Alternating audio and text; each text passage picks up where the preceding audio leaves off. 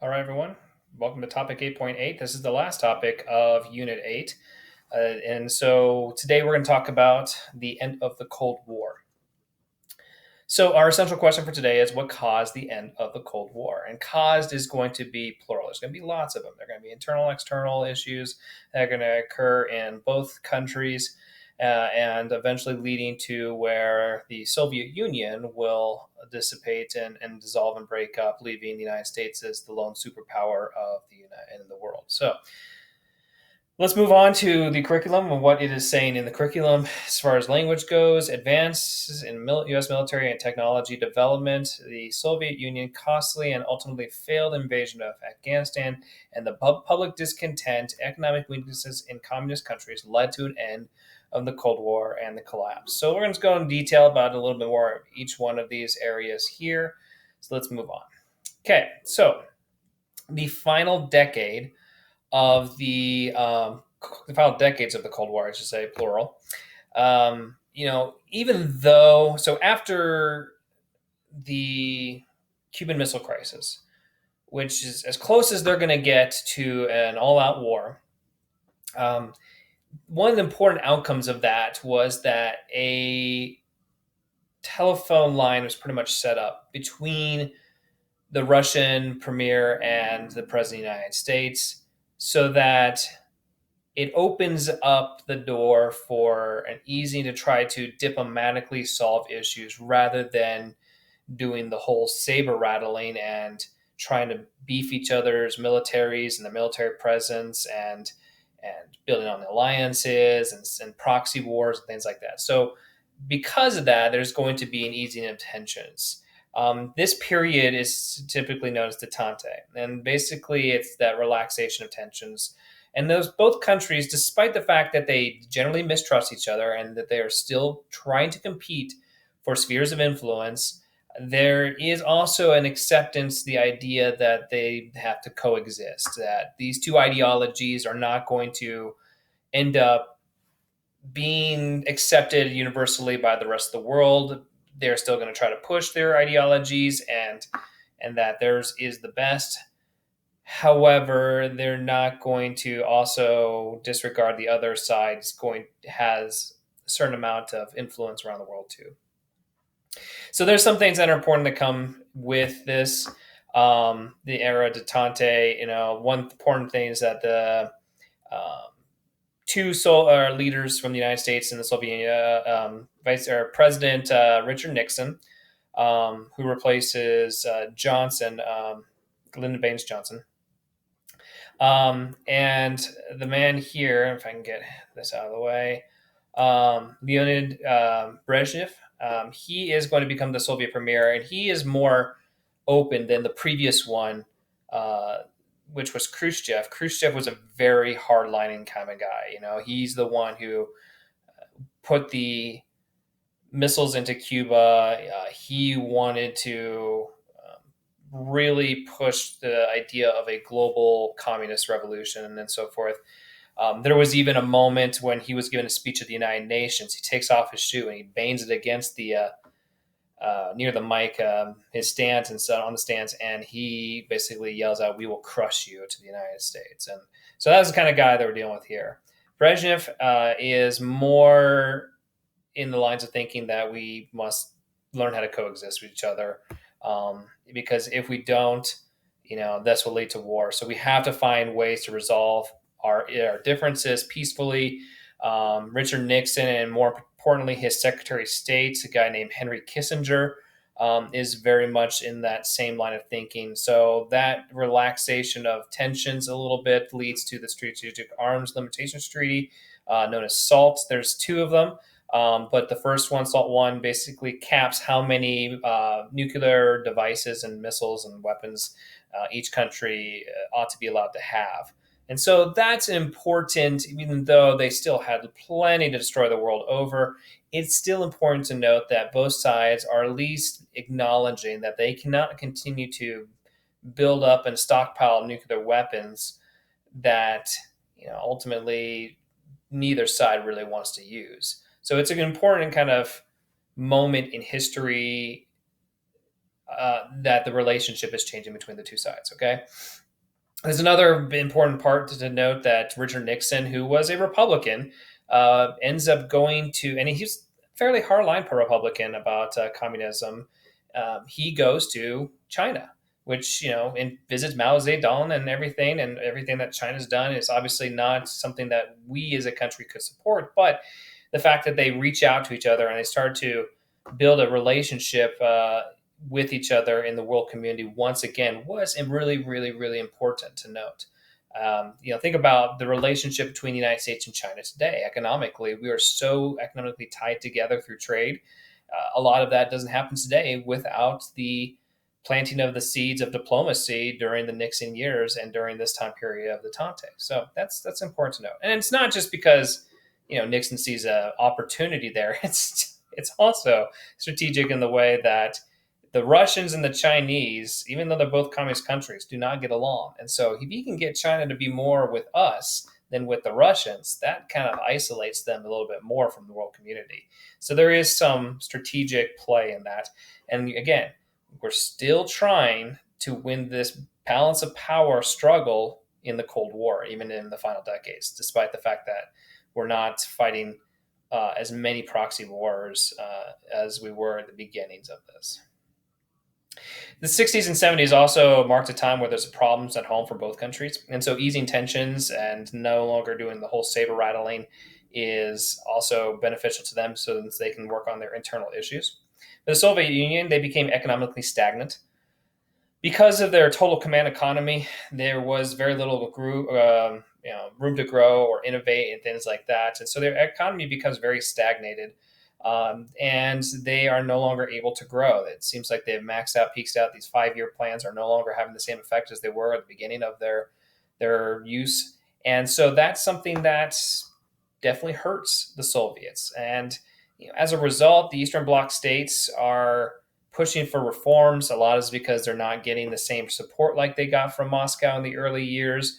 They're being left to their own devices and not being able to have the freedom to be able to choose the direction they want their country to go economically, socially, politically, certainly leads to a push from the people inside those countries. And one example of that is the Prague Spring, where you had lots of protesters take to the streets in Prague, Czechoslovakia, hoping for reforms to get rid of some of this oversight and some of the things that go on with this puppet government of the Czechoslovakian government. And this was a major challenge to the authority and the rule of communism, especially for the Soviets, who, again, always are still trying to promote that their system is far superior to anything in the West. So to put this down, they sent in tanks and soldiers, and they violently put this whole revolution, revolt, protests down. And that is how they tended to deal with issues like that. On top of that, Russia and China are continuing to skirmish along their border. During the Cold War, the most fortified and militarized borders in the world was the one between Russia and China. And this gives you an indication more so about the relationship between the two countries. Despite the fact that they both were communist countries, they had a very difficult relationship and coexisting with each other, even as next door neighbors. So that's something that is going on in the Soviet Union during the 60s and 70s. And that's something that also plays a role into why easing of tensions was probably for the benefit for themselves as well. In the United States, we've got problems too. The Vietnam War, which is putting millions of dollars, billions really, into trying to fight a war that is very unpopular at home. There's lots of protests, especially in 1968, who, people saw the war as never ending, a stalemate. The term quagmire, which is basically you're stuck in mud and you can't get out. That's essentially what the people in a lot of Americans saw the war in Vietnam as. And that creates political and social divisions within the country. On top of that, economically, we become starting to stagnate. Inflation becomes a major issue in our country. The value of the dollar starts to lessen. Part of that is because countries like Japan and Germany started to essentially had been rebuilt after World War II, the devastation of World War II, And now, especially when it comes to cars, because the United States, like right after World War II, is the number one producers of cars in the world. 95% of the world's productions of cars and automobiles after World War II came from the United States. And when Japan and Germany finally rebuild, today we can see that Japanese cars, you see plenty of them on the road here in the United States. German cars, BMWs, Audis, you guys go to Skyline, you know what they look like. And so that's something that, makes it harder for Detroit to compete with after World War II. And so that leads to economic issues. It's not just that, but that's a big part of it. And then inflation becomes even a bigger issue. So there's economic stagnation here too. On top of that, there's an energy crisis. And we've talked about in previous lectures how the United States supports Israel and the state of Israel. Well, the Arab countries aren't very big fans of that. And the Arab countries also are very big producers of oil in the world. And so OPEC, the Organization for Petroleum Exporting Countries, which most of the countries are part of OPEC, are Arab nations. They organize a boycott against the United States and refuse to sell us oil. Now, not all of our oil is coming from those countries, but a huge chunk of it was coming from them. And even still today, we have a fairly large amount of oil exported from those countries. And so when they boycott the United States, oil becomes more scarce. You will see, sitting in line for 2 hours to get a quarter of a tank of gas was not an uncommon thing. And so a lot of people economically suffer from this when you have less ability to get gas. Detroit continues to suffer because Detroit and the car companies, the United States of America, used to create these gigantic Cadillac, behemoths. They got 8 miles to the gallon on the wind at their back. And here are the Japanese cars who are getting 25 miles per gallon. And so the Japanese, made a superior product in the time in which energy shortages were apparent. So that's something that is going on in the United States during this time. So these play a role into why there's an easy attention of the Cold War because of the internal issues. The Soviet-Afghan War is also going to play a major role into why the Soviets are going to end up losing. Well, I wouldn't say losing, but end up collapsing at the end of the end of the Cold War. So in 1979, they invade Afghanistan. Afghanistan had a puppet government, a communist puppet government there. It was faltering. It was struggling to deal with an internal challenge of Muslim jihadist fighters known as the Mujahideen. And their goal was to overthrow this puppet government, this communist government, and create a more theocratic government, similar to what is kind of happening in Iran, which is next door, pretty close to them. So because of that, the Soviets invade Afghanistan and take it over, and they occupy it. And meanwhile, these Mujahideen fighters continue to fight against against the Soviets' presence there. And you had soldiers that were coming from around the Arab world. All have been called on this idea of jihad, this holy war against the evil forces against Islam. And they saw communism as that. And that is something that leads to, if you guys remember our previous lecture, we talked about Osama bin Laden, Al-Qaeda. Well, Osama bin Laden, when he was a young man, he came to Afghanistan and fought for the Mujahideen. And so, even though the United States generally really doesn't support a lot of the same ideological ideas of the Mujahideen people, they do support their idea for self-rule.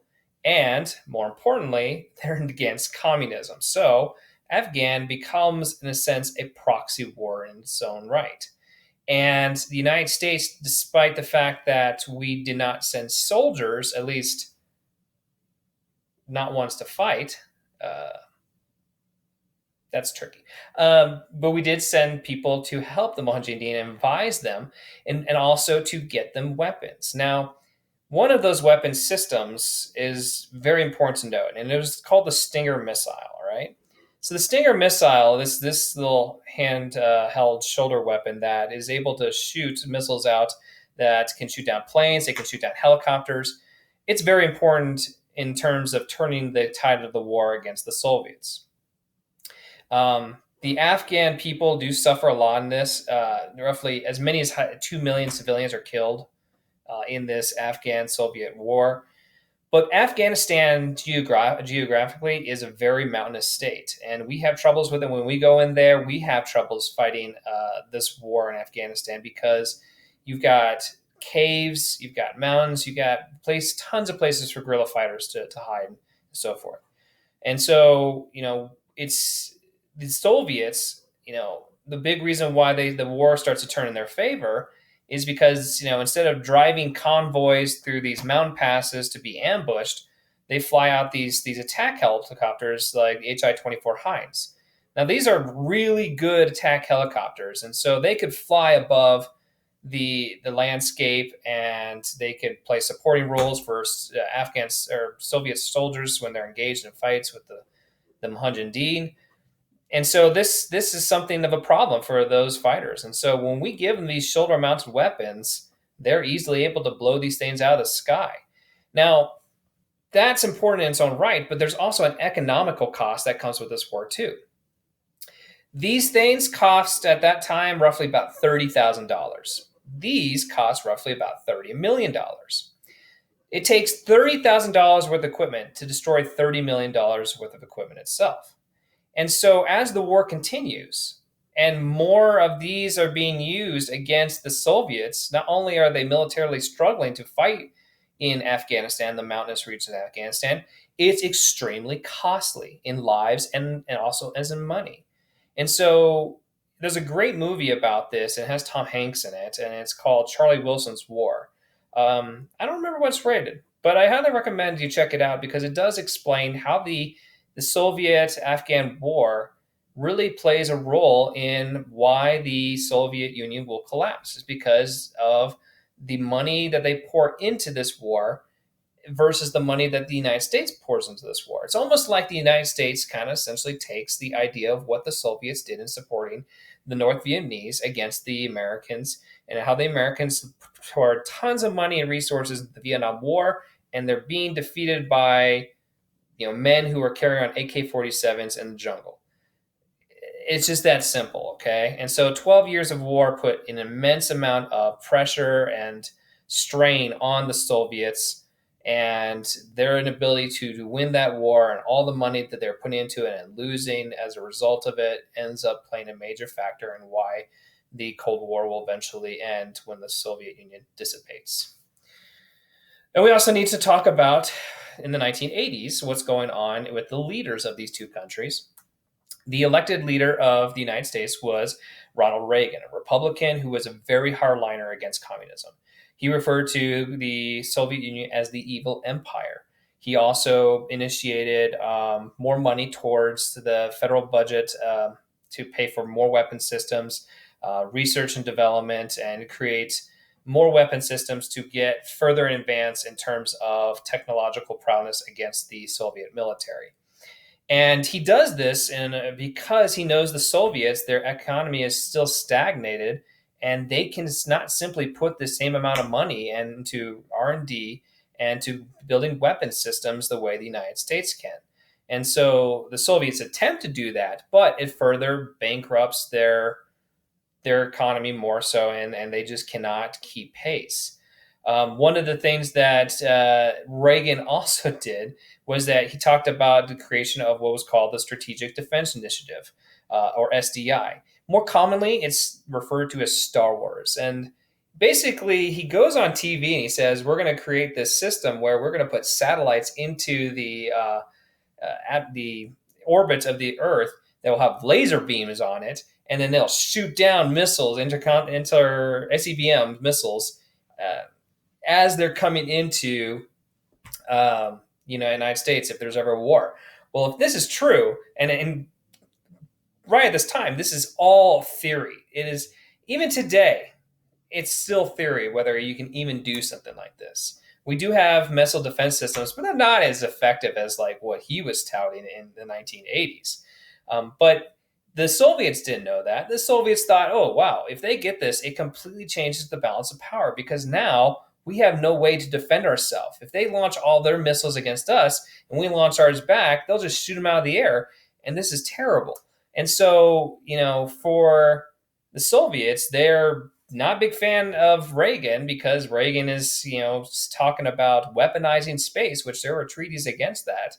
And at the same time, they're worried that they're going to lose any strategic edge that they have been able to keep up with. So to keep deterrence and stop a world war from breaking out. Now, in 1985, a guy named Mikhail Gorbachev is going to end up becoming the Soviet premier. And Gorbachev is more of a progressive leader than in the previous leaders of the Soviet Union. And he's going to put a couple of major programs in. One is called Perestroika, and this is to help with the stagnation of his economy. He looks at the authoritarian command economy as no longer a viable economic model to continue since they had pretty much maxed out their capabilities. And he's looking for some sort of answer to try to get his economy rolling. And so he starts to allow free market businesses inside the Soviet Union. So basically allowing private business to exist and to compete with the Soviet government as well as with each other. So that's important to note because essentially he is throwing in the flag and throwing the towel, I should say, on the Soviet model of communism as being the way that we can solve everything. He simply just, it's no longer viable. So that's important. And then also another program called Glasnost. And this was of trying to create more political freedoms for people in the Soviet Union. And so all of these programs are going to end up being effectively kind of leading to the end of the Soviet Union because once people get a little bit of freedom, they're going to want a little bit more and a little bit more and a little bit more. And that's eventually going to lead to the collapse of the Soviet Union itself. Now, both these men are extremely ideologically different. And again, I mean, Reagan, he's talking about the Soviets as the evil empire. Gorbachev, he believes in he's a very nationalistic Soviet as well, even though he also believes that changes need to occur in the Soviet Union in order to keep it going as a country. But despite the fact that major ideological differences, they do agree to have summits. They have 3 in 2 years where they will meet together. They'll talk about what both sides could do to make a more peaceful world and so forth. And they develop a friendship despite the ideological differences. And that friendship is really important to note, and if they did not get along, then the world might be very different today, but they did. And this led to some major changes in the Cold War landscape. And 1987, a good example of that was the Intermediate Range Nuclear Forces Treaty, the INF, was signed by both men, basically getting rid of certain missile systems that existed. And the rest of the world's like, oh, thank God, this is one less thing that they pull the trigger that will destroy the Earth. So it's good to note that the relationship towards the end is starting to lead to more peaceful coexistence, despite the rhetoric that comes out from Reagan and Gorbachev both. So once the easing of the tensions, the potential nuclear holocaust is not hanging over people's heads as much, especially in Eastern Europe. Gorbachev's reforms began to take more place. And again, people in Eastern Bloc countries, because the Soviet Union no longer supports a lot of these governments in Eastern Europe, kind of leaves them to their own. There begins to become movements within those countries to allow more freedoms economically and politically and socially. And when you give people a little bit of freedom, then they want that much more, and then that much more, and that much more, and it just continues to go. Eventually, you'll see revolutions in all these Eastern Bloc states. And so in here, this picture, we see the Berlin Wall, which was a symbol of the division in Europe during the Cold War, being torn down by the East and West Germans and reuniting Berlin as one united city again. East Germany disappears. West Germany and East Germany unite, becomes Germany. They become democratically elected governments through the Reichstag today. And that's something that occurs in Germany. It happens in Lithuania, Georgia, Ukraine, all of the Eastern Bloc countries.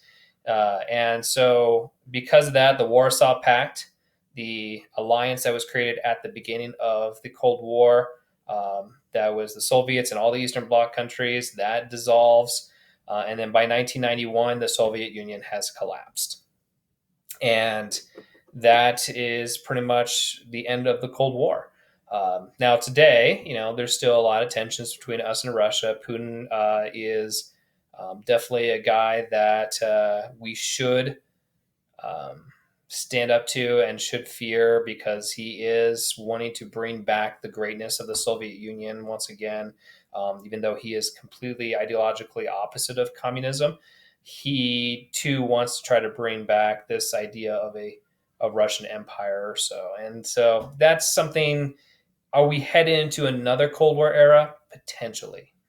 But for now, the Cold War officially ends. The United States is the remaining superpower, the largest hegemon in the world, and that's still generally true today.